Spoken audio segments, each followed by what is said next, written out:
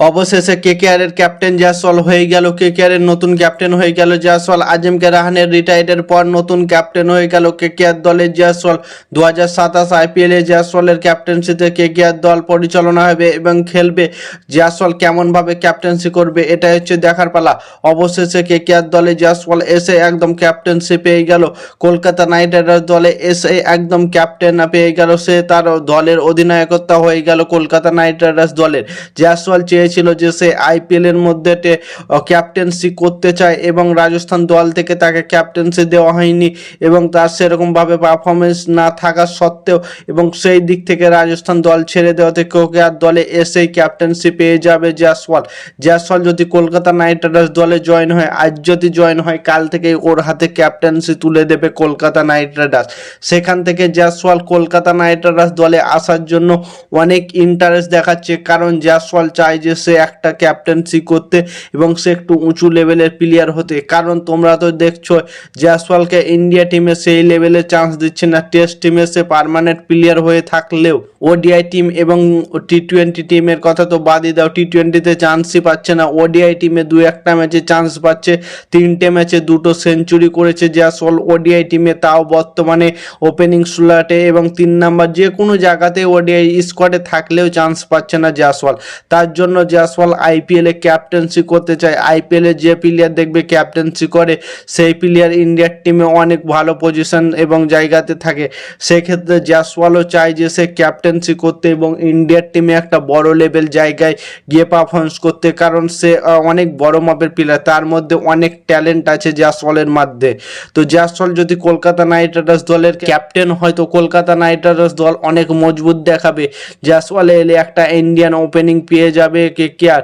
সেই ক্ষেত্রে জয়সওয়াল এবং ফিন অ্যালেন ওপেনিং করবে। কি দুর্দান্ত ম্যাচে খেলবে। ফিন অ্যালেন কেমন ওয়ান হ্যান্ডেড সাইডের ম্যাচ জিতিয়ে দেখেছিল 3-4টে ম্যাচ, তার মধ্যে একটা সেঞ্চুরি ছিল, একটা 93 রানের ইনিংস ছিল, একটা 80 রানের ইনিংস ছিল।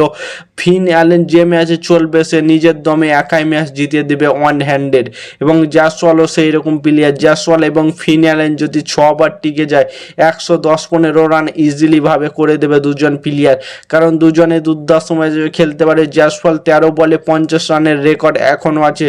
সেই ক্ষেত্রে কলকাতা নাইট রাইডার্স কি বলবো, দুজন ফিন অ্যালেন এবং জয়সওয়াল এরা দুর্দান্ত ম্যাচে খেলবে।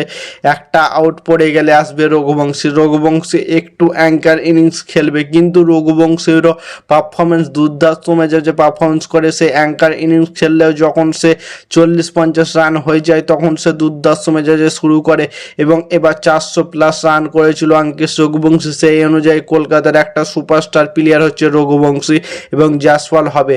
এবং 3 নম্বরে যদি জয়সওয়াল আসে তাহলে 3 নম্বর 4 নম্বরে একটা বিদেশি প্লেয়ার খেলাতেই পারে কলকাতা নাইট রাইডার্স। সেই বিদেশি প্লেয়ারটার নাম হবে রাচিন দাবিন্দা হতে পারে অথবা ক্যামরন গ্রিন।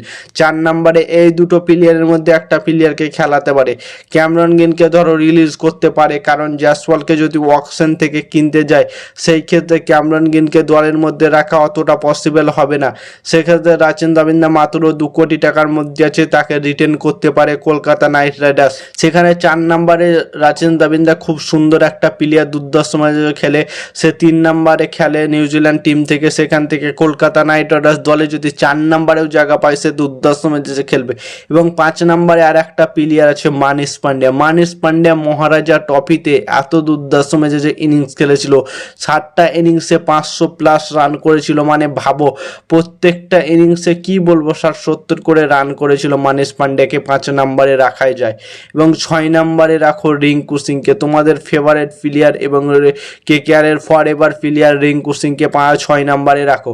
এবং 7 নম্বরে রাখো রোম্যান পাওয়েলও দুর্দান্ত ম্যাচে খেলেছে মেজর লিগে এত পারফরমেন্স করেছে। সে 15 বলে 50 করেছে এবং ফার্স্টেস্ট 50 করেছে রোম্যান পাওয়েল। সেক্ষেত্রে রোম্যান পাওয়েলকে 7 নম্বরে রাখাই যায়। এবং 8 নম্বরে লেজেন্ড সুনীল নারায়ণকে রাখো।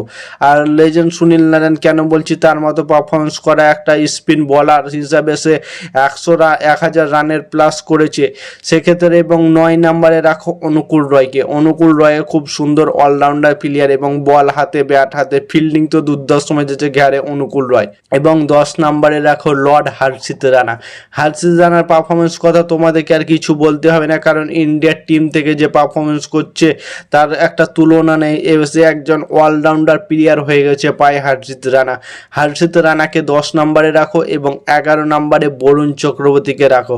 স্পিন কিং বরুণ চক্রবর্তীকে 11 নম্বরে রাখো এবং ইম্প্যাক্ট প্লেয়ার হিসাবে সুপারস্টার প্লেয়ার আছে কার্তিক ত্যাগী। দুর্দান্ত মেজাজে বল করেছে 2026 আইপিএলে, 13 ম্যাচে 18টা উইকেট নিয়েছে কার্তিক ত্যাগী। সেক্ষেত্রে কার্তিক ত্যাগীকে ইম্প্যাক্ট প্লেয়ার হিসাবে রাখতে পারো এবং অন্য একটা ব্যাটিংও রাখতে পারে। কলকাতা নাইট রাইডার্স এই টিম নিয়ে যদি 2027 আইপিএলে মাঠে নামতে পারে তো কনফার্ম চ্যাম্পিয়ন থাকবে, এটা দেখে নিতে পারো। এবং জয়সওয়ালকে ট্রেড ডিল অথবা অকশন কোনটা থেকে নিলে ভালো হয় কমেন্ট করে জানাও এবং ক্রিকেটের নতুন আপডেট পেতে চ্যানেলটাকে সাবস্ক্রাইব এবং ফলো করতে ভুলো না।